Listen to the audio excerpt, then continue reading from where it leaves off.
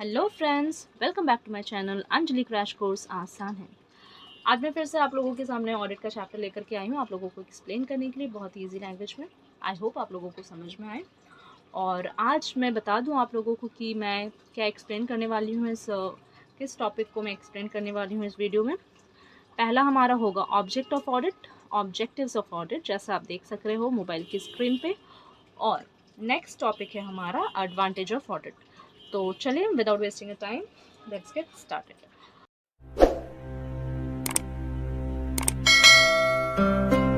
तो objective of audit क्या होता है? ऑडिट का डेफिनेशन आई होप सबको पता है क्या होता है। कहीं ना कहीं ऑडिट के डेफिनेशन में ही उसका ऑब्जेक्टिव छिपा हुआ है। ठीक है, तो बेसिकली ऑडिट किसे कहते हैं? ऑडिट जब किसी भी कंपनी का जब बैलेंस शीट ड्रॉ होता है उसमें देखा जाता है कि कहीं विंडो ड्रेसिंग तो नहीं हुआ, बैलेंस शीट में प्रॉफिट एंड लॉस अकाउंट जो ड्रॉ हुआ है वो कंपनी के कंपनीज एक्ट के रूल्स के बराबर ही हुआ है कि नहीं, या फिर जितने लॉज है किसी लॉ को वायलेटेड तो नहीं किया गया। ठीक है, ये सब चीज़ देख करके एक बैलेंस शीट ड्रॉ होता है, ये देखने के लिए कि जो कंपनी बैलेंस शीट ड्रॉ करा रही है वो फेयर और ट्रू है कि नहीं। इसी को हम लोग क्या बोलते हैं? ऑडिट। तो इसका ऑब्जेक्टिव भी कहीं ना कहीं वही है। बेसिकली यहाँ पे आप देख सकते हैं the verifications of account is done to see if they are correct, complete and in conformity with the law. तो बेसिकली यही करवाने के लिए, यही देखने के लिए ऑडिट कराया जाता है कि जो इन्फॉर्मेशन उसमें दिया जा रहा है वो एकदम सही है कि नहीं, या ऐसा तो नहीं कि उसमें आधा ही बात बताया गया है। ठीक है, अच्छा आधा बात बताना को भी झूठ बोला जाता है, ये पता है कि नहीं? ठीक है, और उसमें मतलब कि जो लॉ है कंपनीज के लिए जो लॉ लागू किए गए हैं उसका उन लोग मतलब लागू किया जा रहा है कि नहीं, या फिर उसको वायलेट किया जा रहा है, ये सारी चीज़ों को देखना पड़ता है। और यही बेसिकली ऑब्जेक्टिव होता है ऑडिट का। ठीक है, अब सब्सिडियरी ऑब्जेक्ट्स क्या होता है? तो सब्सिडियरी ऑब्जेक्ट भी क्लासिफाइड है टू ऑब्जेक्ट्स में, एक detections and preventions of errors और दूसरा है detections and preventions of fraud. तो अब मैं एरर्स एंड फ्रॉड के बीच का अंतर आप लोगों को बता दूं। एरर्स वो होता है जो गलती से हो जाता है, गलती से मिस्टेक हो गया, गलती से कुछ गलत कर दिए, मतलब इंटेंशन नहीं था मेरा, या फिर हमने कुछ गलती कर दिया और उससे कंपनी को थोड़ा लॉस हो गया। ठीक है, लेकिन मेरा इंटेंशन बिल्कुल भी नहीं था कि कंपनी को लॉस हो, तो इसको बोला जाता है एरर्स। ठीक है, और फ्रॉड किसको बोलते हैं? फ्रॉड फ्रॉड वो होता है जब कोई इंसान जानबूझकर किसी को नुकसान पहुंचाता है, उसको पता है कि मैं ये काम अगर करूं तो उस इंसान को कुछ नुकसान होगा, ये गलती करने से उस इंसान को कुछ नुकसान होगा, उसको फ्रॉड बोला जाता है। ठीक है, तो चलिए हम लोग पहला वाला जो हमारा ऑब्जेक्ट है उसको हम लोग डिफाइन करके अच्छे से समझते हैं। ठीक है, ओके। तो यहाँ पे deductions and preventions of errors में भी दो टाइप है। ठीक है, तो ये टाइप्स है हमारा, एक क्लरिकल एरर्स और एक है हमारा एरर्स ऑफ प्रिंसिपल। ठीक है, क्लरिकली एरर्स, क्लरिकल टर्म से ही आप लोगों को समझ में आ रहा होगा कि क्लरिकल जो है वो अकाउंटिंग रिलेटेड प्रॉब्लम है। ठीक है, अकाउंटिंग रिलेटेड एरर्स हैं। तो देखते हैं क्या है। सच an error arises due to the mistake of the clerk. Clerical errors are of three types. देखिए, such an error arise due to mistake of the clerk. जो क्लर्क होता है, जो अकाउंटिंग करता है, जो देखता है कि सारा जो ट्रांजैक्शन हो रहा है वो प्रॉपरली रिकॉर्ड हो रहा है कि, इनफैक्ट वही रिकॉर्ड करता है तो वो प्रॉपरली हो रहा है कि नहीं। ठीक है, तो उसके द्वारा किए गए मिस्टेक ही को क्लरिकल एरर्स कहते हैं। अब इसमें भी थ्री टाइप्स है हमारा, errors of commission, errors of omission and compensating errors. तो आइए इसका मतलब जानते हैं क्या होता है। Error of commission, error of commissions arise through negligence in the matters of recording some business transactions in the books of account। देखिए, पहला ही वर्ड है यहाँ पे नेग्लिजेंस। हम लोग मतलब जैसे कोई ट्रांजैक्शन हुआ, हम लोग संग संग रिकॉर्ड नहीं करते हैं, हम लोग बोलते हैं चलो ना कर देंगे कर देंगे, ये भी हो जाए ये भी हो जाए उसके बाद कर देंगे। तो क्या कर रहे हैं हम लोग? नेग्लेक्ट कर रहे हैं। तो हम लोग अगर नेग्लेक्ट कर दिए तो ट्रांजैक्शन रिकॉर्ड नहीं हुआ, फिर भूल ही जाता है। इतना सारा ट्रांजैक्शन हो रहा है एक कंपनी में, आप सोच सकते हैं, या फिर एक कोई फर्म है, बहुत सारे चीज़ वहाँ पे होते रहते हैं। ठीक है, तो अगर एक मिस आउट हो गया तो आदमी के दिमाग से निकल ही जाएगा। ये नॉर्मल सा बात है, ठीक है। तो ये हमारा है negligence in the matters recording some business transactions in the books of accounts, ठीक है। If an item is incorrectly recorded in the journal and posted in the ledger, it is an errors of commission. Suppose कीजिए कि कोई item है, अब जल्दबाजी में उसने कुछ और जर्नल में रिकॉर्ड कर लिया और वही सेम चीज़ पोस्ट कर दिया लेजर में, तो ये हमारा क्या हो जाएगा, एरर ऑफ कमीशन। एग्जाम्पल्स यहाँ पे देखते हैं। Examples are incorrect recording, incorrect posting और posting an item to wrong account, ठीक है। तो इनकरेक्ट रिकॉर्डिंग मतलब कि सपोज़ सेल हम लोगों ने किया है राम को और लिख दिया है राम की जगह श्याम को, तो ये रिकॉर्डिंग का प्रॉब्लम हो गया, ठीक है, इनकरेक्ट रिकॉर्डिंग हो गया। इनकरेक्ट पोस्टिंग, सपोज़ कीजिए सेल जो हुआ था श्याम को, ठीक है, अब वहाँ पे हम लोग मोहन को मतलब लेजर में क्या कर दिया, पोस्ट कर दिया मोहन के नाम से, ठीक है। इनकरेक्ट पोस्टिंग और posting an item to wrong account, ठीक है। अब कोई मतलब कि होना है किसी और के अकाउंट में और कर दिए किसी और के अकाउंट में। या फिर error in totalling and balancing and errors in carrying forward totals to trial balance, ये भी एरर्स हो सकता है। अब हम लोग कोई कैलकुलेशन कर रहे हैं तो कैलकुलेशन में ही मिस्टेक हो गया, कुछ बैलेंस कर रहे हैं तो उसमें ही मिस्टेक हो गया, या फिर कुछ कैरी फॉरवर्ड कर रहे हैं तो वो भी गलत हो गया हमारा। तो ये सारा कहाँ पे आ जाएगा, हमारा एरर ऑफ कमीशन में, ठीक है। अब हमारा आता है second, error of omission. If a transaction has been omitted from being entered in the books of accounts wholly or partially, it is an example of error of omission। किसी भी तरह का ट्रांजैक्शन अगर हम लोग बुक में भूल ही जा रहे करना, एकदम ही नहीं किए, ओमिटेड पूरा ही, या तो पूरा या तो आधा, सपोज कीजिए कुछ पार्ट रिकॉर्ड कर दिया और कुछ नहीं, where items remain partially recorded, जहाँ पे आधा रिकॉर्ड होता है, ठीक है।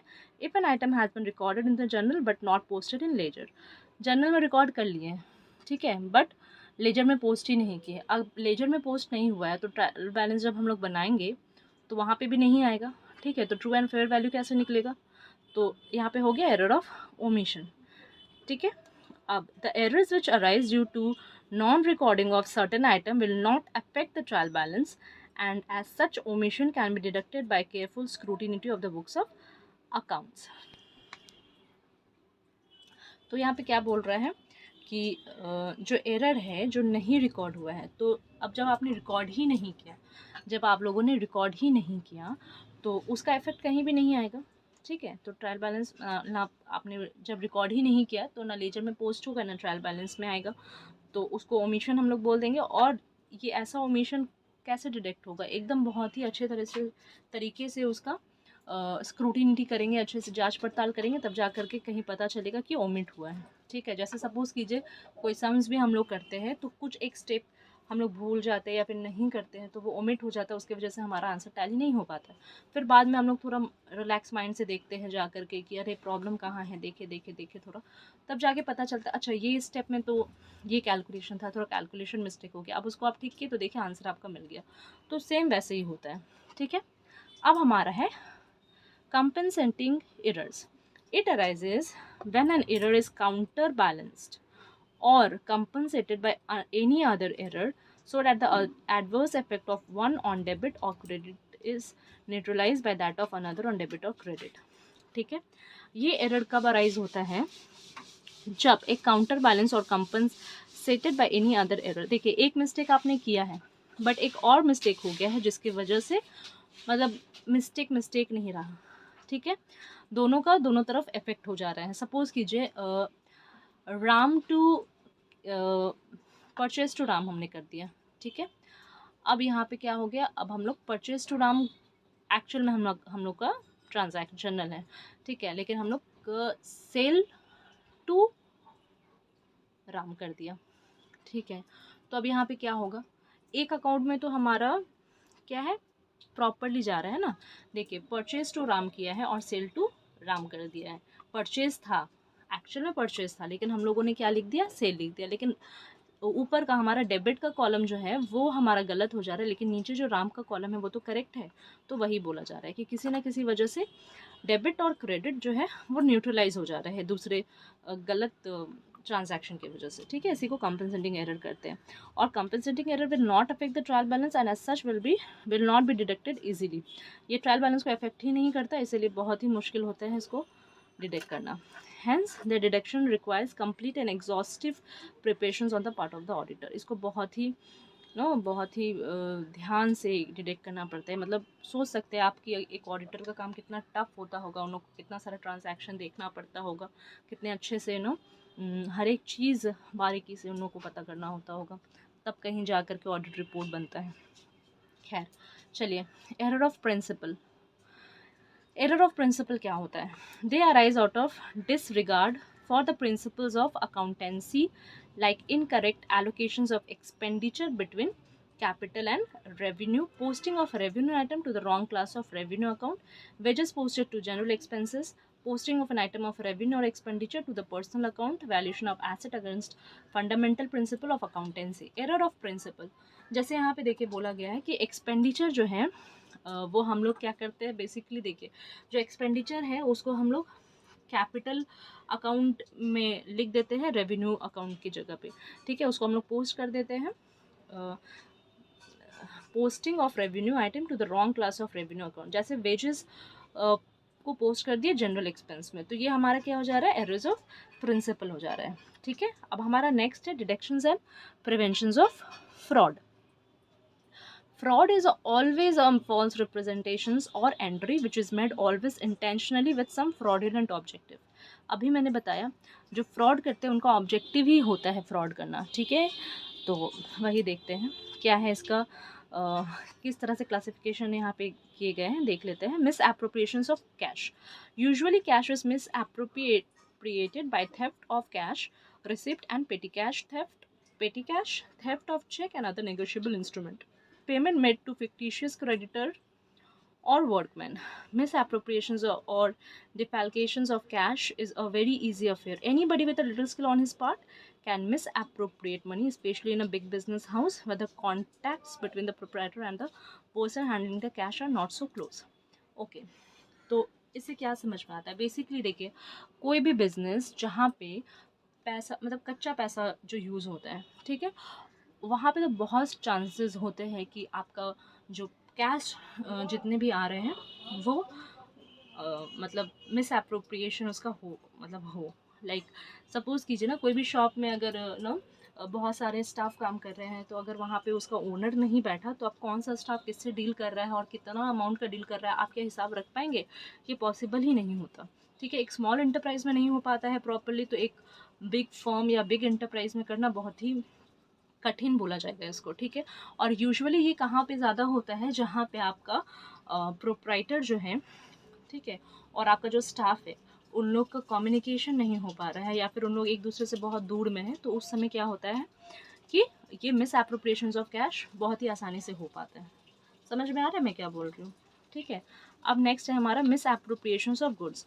Goods can be misappropriated. The actual theft of stock, मतलब बहुत बार होता है ना, कंपनी का स्टाफ ही जो है बहुत सारा सामान जो है कंपनी में बन रहा है उसको अपने घर लेके जाता है, तो थेफ्ट हो गया। और the issuing of fictitious credit note to customer where there is a collusions of the employ with the customer. ठीक है, या फिर तो क्या होता है, कभी कभी ये होता है मिस एप्रोप्रिएशन ऑफ गुड, मतलब कोई सामान जो है उसका मतलब वो हम लोग लाते हैं बहुत सारा, लेकिन जब फैक्ट्री में जाता है तो मतलब बहुत सारा जो एम्प्लॉय होता है वो कुछ रॉ मटेरियल हो गया या फिर प्रोडक्ट हो गया अपने घर में ही लेके चला जाता है। या फिर कभी कभी ऐसा होता है कि वो जो कस्टमर होता है और एम्प्लॉय, जो कस्टमर है और एम्प्लॉय दोनों आपस में साठ गांठ बिठा लेते हैं, मतलब कि आपस में तालमेल कर लेते हैं कि भाई तुम झूठ मूठ का ऐसे करना और हम तुमको देंगे, लेकिन वो चीज़ तुम लेना मत, हम ले लेंगे, या फिर इस तरह का मतलब होता है ना झूठ मूठ का चीज़ करना, फालतू का मतलब फ्रॉड करने के लिए बेसिकली। ठीक है, तो इस तरह से उन लोग क्या करते हैं, गुड को इधर उधर कर देते हैं। ठीक है, फिर क्या होता है, the chances of misappropriations of good is more where goods are less bulky, high priced and easy to carry without directions।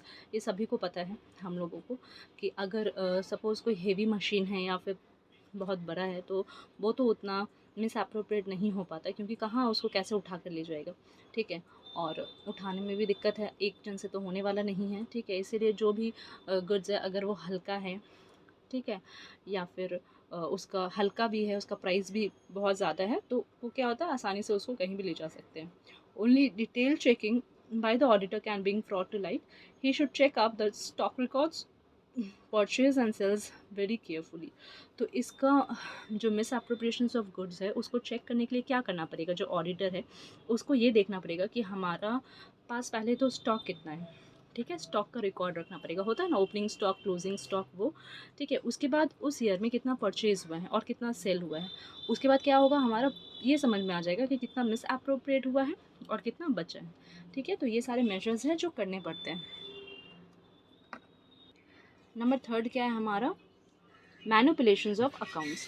The fraud is committed by person holding high positions in the organization. Basically उन लोग ही fraud करता है जिसके पास बहुत power होता है या फिर वो हाई पोजीशन में है कंपनी का, ठीक है। This can be done when person makes a false entry.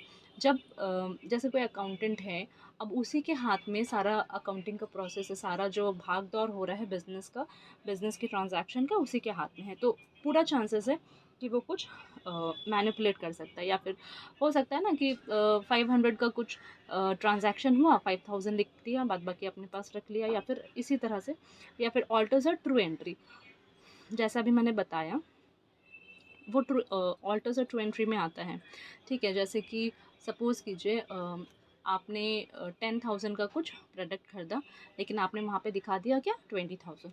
अब वो 10,000 आपके पॉकेट में, या फिर फॉल्स एंट्री कुछ कर दिया, ठीक है, कुछ परचेज़ ही नहीं हुआ, या फिर कुछ परचेज़ नहीं हुआ, और आपने क्या कर दिया, लिख दिया कि यहाँ पे हुआ है, ठीक है, एंट्री कर दिया। और omit to enter to transactions, कुछ ट्रांजैक्शन हुआ है बट एंटर ही नहीं किया गया, ठीक है। तो ये सारी चीज़ आते हैं मैनिपुलेशंस ऑफ अकाउंट्स में। अब विंडो ड्रेसिंग। तो विंडो ड्रेसिंग स्टार्ट करने के पहले मैं बता दूं कि इसका मैंने एक छोटा शॉर्ट वीडियो बना करके रखा है, आप लोग जा करके देख सकते हैं, या फिर मैं बता देती हूँ हल्का सा विंडो ड्रेसिंग क्या होता है। विंडो ड्रेसिंग बेसिकली वो होता है ना कि जो कंपनी जैसा है वो उससे कई गुना अपने आप को बड़ा दिखाता है। और एक कंपनी अपने आप को बड़ा कैसे दिखाएगा, अपने बैलेंस शीट को बहुत अच्छा दिखा करके, अपना क्रेडिटर लोग को बहुत कम दिखाएगा और अपने एसेट को ज़्यादा दिखाएगा, ठीक है। प्रॉफिट एंड लॉस अकाउंट में अपने प्रॉफिट्स को ज़्यादा दिखाएगा और लॉस को कम, इनफैक्ट लॉस को दिखाएगा ही नहीं, ठीक है। इसका मतलब कि जो नहीं है आप वो चीज़ करके दिखा रहे हैं उसको बोला जाता है विंडो ड्रेसिंग, ठीक।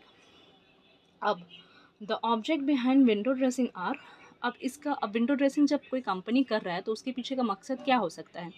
पहला मकसद ये हो सकता है ऑब्टेन फर्दर क्रेडिट। अब देखिए उसको क्रेडिट लेना है, ठीक है, उसका कंपनी अच्छा से नहीं चल रहा, वो चीज़ उसको पता है, लेकिन वो दिखा रहा है क्या कि नहीं मेरा कंपनी बहुत अच्छा से चल रहा है। अब उसको अब इस तरह से वो विंडो ड्रेसिंग करके क्या करेगा, बैंक से बहुत सारा क्रेडिट ले सकता है, अच्छे अमाउंट में क्रेडिट ले सकता है, ठीक है। अपने जो शेयर होल्डर्स हैं उनको अट्रैक्ट कर सकता है, ठीक है। देखिए कभी भी शेयर मार्केट में कभी भी किसी भी कंपनी के बारे में न्यूज़ आता है ना, तो तुरंत में ही क्या होता है, market up and down volatile होना स्टार्ट हो जाता है। तो जैसे ही बैलेंस शीट कोई अपने कंपनी का विंडो ड्रेसिंग करता है तो उस समय शेयर मार्केट में क्या होता है, सारे शेयर होल्डर अट्रैक्ट हो जाते हैं उस कंपनी की तरफ और शेयर्स खरीदने स्टार्ट कर देते हैं, जिससे क्या होता है शेयर मार्केट हमारा इंक्रीज़ होते जाता है, ठीक है। तो ये क्या होता है, to attract the share holder, इस तरह से उन लोग अट्रैक्ट कर लेते हैं शेयर होल्डर को, to win the confidence of the share holder. अब जब अट्रैक्ट हो रहा है तो अट्रैक्ट किस लिए हो रहा है, ये सब देख करके, ठीक है, उसका विंडो ड्रेसिंग तो हुआ ही है, लेकिन ये शेयर होल्डर को पता नहीं होता है, वो बैलेंस शीट को देख करके अट्रैक्ट हो रहा है और उसके अंदर कॉन्फिडेंस आ रहा है कि वो उस कंपनी में इन्वेस्ट करे। To raise the price of the shares in the market by paying high dividend so that the share held may be sold, ठीक है। अब शेयर्स का जो प्राइस है वो बढ़ा देता है उन लोग, ठीक है, फिर अपने शेयर्स होल्डर को डिविडेंड पे करने लगता है। तो ये सब चीज़ है उसका फंडा अपने शेयर होल्डर को अट्रैक्ट करने का, ठीक है। और बेसिकली ये कौन करता है, आप लोग देखे होंगे म्यूचुअल फंड वाले लोग होते हैं सब्जेक्ट टू मार्केट रिस्क, उन लोग ही ज़्यादातर ऐसा करते हैं, विंडो ड्रेसिंग करते हैं, ठीक है। अंदर कुछ और होता है, बताते कुछ और हैं। चलिए सीक्रेट रिजर्व क्या होता है। When the accounts are prepared in such a way that they disclose a worse picture than actually what they are, it is known as secret reserve, ठीक है। अब सीक्रेट रिजर्व एक रिजर्व होता है जो ही कंपनी मतलब कंपनी के profit से ही बनाया जाता है, ठीक है। कब किस वजह से बनाया जाता है उस वो रिज़र्व के बारे में किसी को पता नहीं होता है, बेसिकली वो कंपनी के अथॉरिटी जिसके पास है उन लोग को ही पता होता है। और उन लोग इसलिए बनाते हैं क्योंकि जब कंपनी कुछ क्राइसिस फेस कर रहा हो तो वो सीक्रेट रिजर्व से वो क्राइसिस को कम कर दिया जाए, ठीक है। तो when the accounts are prepared in such a way that they disclose the worse picture then the actually, यहाँ पे उल्टा होता है विंडो ड्रेसिंग का बेसिकली। जो अकाउंट का जो पिक्चर है वो एकदम ख़राब दिखाता है, लेकिन एक्चुअली ऐसा होता नहीं है, ठीक है। वो लोग सीक्रेट रिजर्व रखते हैं इसके लिए। The main objectives are avoid the tax liability, conceal true positions from the competitor, reduce the price of shares in the market, ठीक है। उन लोग क्या करते हैं, देखिए एक्चुअली उन लोग क्या दिखाते हैं कि कंपनी जो है घाटा में जा रहा है, घाटा में जा रहा है, लेकिन उन लोग कुछ रिजर्व रख करके रखते हैं जिससे एक्चुअली में कंपनी को घाटा नहीं है, ठीक है। लेकिन इससे क्या उन लोग को प्रॉफिट होता है, एक तो दिखा रहा है उन लोग की कंपनी में घाटा हो गया है, लॉस हो गया है, तो इससे क्या होगा, टैक्स उन लोगों को उतना नहीं लगेगा, ठीक है। टैक्स का जो लायबिलिटी है वो थोड़ा रिड्यूस हो जाएगा। नेक्स्ट क्या होगा, उन लोग जो कंपनी का जो एक्चुअल पोजीशन है वो उनके जो कंपटीटर हैं उन लोग को नहीं पता चल पाएगा। इससे उन लोग को बेनिफिट ये होगा कि उन लोग अच्छा से और मोनोपोली ला सकते हैं, या फिर अच्छा से कुछ उसका ऑल्टरनेटिव निकाल सकते हैं अपना सेल बढ़ाने के लिए, या फिर अपना गुडविल इंक्रीज करने के लिए, ठीक है। Reduce the price of shares in the market. अब जब भी देखे होंगे ना कि किसी कंपनी का बैलेंस शीट में कुछ प्रॉब्लम होता है या फिर उसका रेपुटेशन थोड़ा कम होता है, तो क्या होता है, उसका शेयर का जो प्राइस होता है वो गिरते रहता है, रिड्यूस होते रहता है, ठीक है। तो सीक्रेट रिजर्व के पीछे यही रीज़न है, ये सब होता है, ठीक है। अब हम लोग स्टार्ट करते हैं advantage of auditing. So advantage क्या क्या हो सकते हैं, देखिए, audit is helpful in deducting errors and frauds committed in the books of accounts and efforts are made that these errors are not repeated। अब जितने भी गलतियाँ हुए हैं हमारे बुक्स ऑफ अकाउंट्स में, ठीक है, उसको देख करके हम लोग ये इंश्योर करते हैं कि आगे जा करके ये गलती रिपीट ना हो, ठीक है। ऑडिटिंग इस तरह से भी हेल्पफुल होता है कंपनी के लिए, right. Audit plays an important role in the field of business as it requires the books of account to be audited from time to time, ठीक है। अब देखिए, अगर ऑडिट होगा तो ऑडिट तो पूरा साल भर का एक ही बार में नहीं होता है। एक अकाउंटेंट होता है जो रेगुलरली वो चेक करते रहता है बुक्स ऑफ अकाउंट को, ठीक है।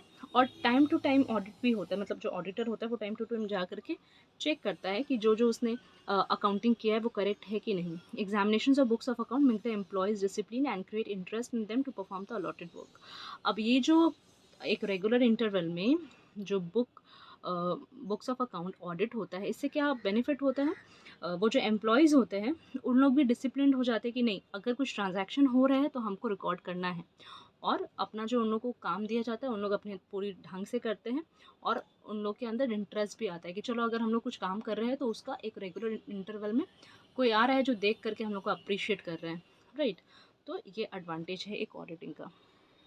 नंबर थर्ड है हमारा, audit accounts are readily accepted by the revenue authorities like income tax, sales tax, etc। जब कोई कंपनी को ऑडिट होता है तो ये सारे income tax and sale tax के अथॉरिटी उन लोगों को एक्सेप्ट कर लेते हैं उस कंपनी को, ठीक है।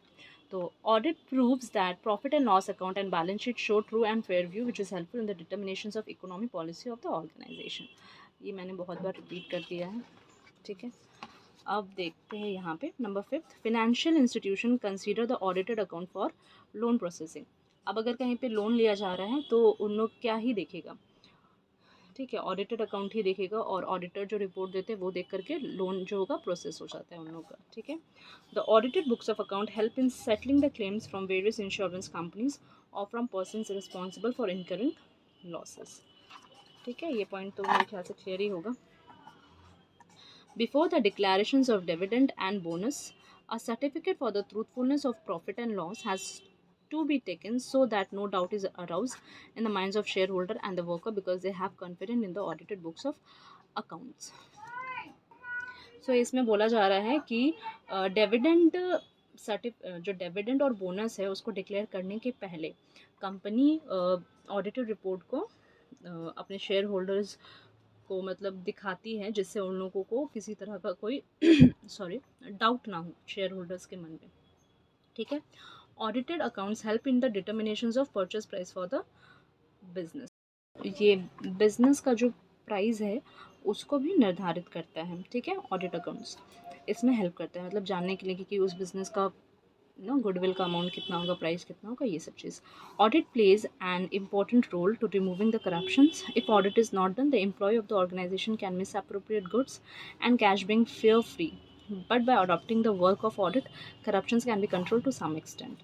ये लाइन बहुत ही ईजी है लेकिन फिर भी एक्सप्लेन कर देती हूँ। ऑडिट बहुत ही इंपॉर्टेंट रोल प्ले करता है करप्शन को रिमूव करने में, ठीक है। अगर ऑडिट नहीं होता है तो ऑर्गेनाइजेशन में मिस अप्रोप्रिएशंस ऑफ गुड्स तो होगा ही साथ जो कैश का एक डर होता है कि कैश मिसप्लेस हो रहा है या फिर शॉर्ट पड़ जा रहा है, तो ये सब चीज़ भी बहुत हो जाएंगे अगर हम लोग ऑडिट नहीं करते हैं तो, नहीं करवाते हैं तो। बट अगर ऑडिट करते हैं तो ये सारा चीज़ कम होता है। जैसे सबको डर रहता है कि अपना काम सही टाइम पे हम लोग को करके देना है, फिर सारे ट्रांजैक्शन को हम लोग को रिकॉर्ड करना है, ठीक है। किसी भी तरह का कोई उसमें गलत ट्रांजैक्शन हम लोग ना करें, ये सब चीज़ का भी ध्यान हम लोग रखते हैं, ठीक है फ्रेंड्स। तो आई होप कि ये सारे टॉपिक आप लोगों को समझ में आया हो। फ्रेंड्स, अगर आप लोगों को नहीं समझ में आ रहा है, किसी चीज़ में प्रॉब्लम हो रहा है तो कमेंट करके बताइए, मैं आगे भी इससे रिलेटेड वीडियोस बनाती रहूँगी। So friends, till then keep learning, keep growing, keep revising, stay tune. Thank you for watching.